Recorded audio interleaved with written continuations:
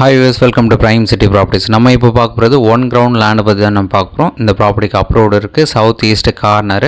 So இது ஒரு பெரிய அட்வான்டேஜ்னு சொல்லலாம். சவுத் ஈஸ்ட் கார்னர் அப்படின்றதுனால இதை டிவைட் பண்ணி கொடுக்கும் ஒன்று ரெடியாக தான் இருக்காங்க. ஸோ அந்த ஒரு அட்வான்டேஜ் இருக்குனால நீங்கள் 800 ஸ்கொயர் ஃபீட் வேணுனாலும் தாராளமாக கால் பண்ணுங்கள். அப்படி இல்லை அப்படின்னா 1200 ஸ்கொயர் ஃபீட் வேணாலும் தாராளமாக கால் பண்ணுங்கள்.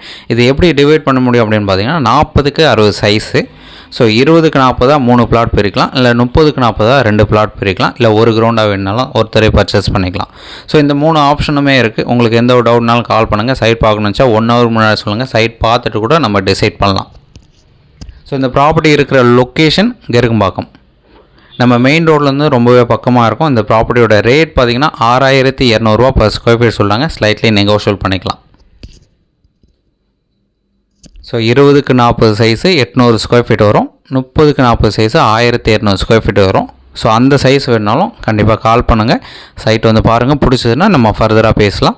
30 அடி ரோடில் சவுத் ஈஸ்ட் கார்னராக இந்த ப்ராப்பர்ட்டி வந்து ப்ளேஸ் ஆகிருக்கு. ஸோ இந்த ப்ராப்பர்ட்டிக்கு உண்டான ரேட் சொல்லியிருந்தேன் 6200 per ஸ்கொயர் ஃபீட் சொல்லாங்க. ஸ்லைட்லி நெகோஷியல் பண்ணிக்கலாம். ப்ராப்பர்ட்டி இருக்கிற லொக்கேஷன் கெருகம்பாக்கம்.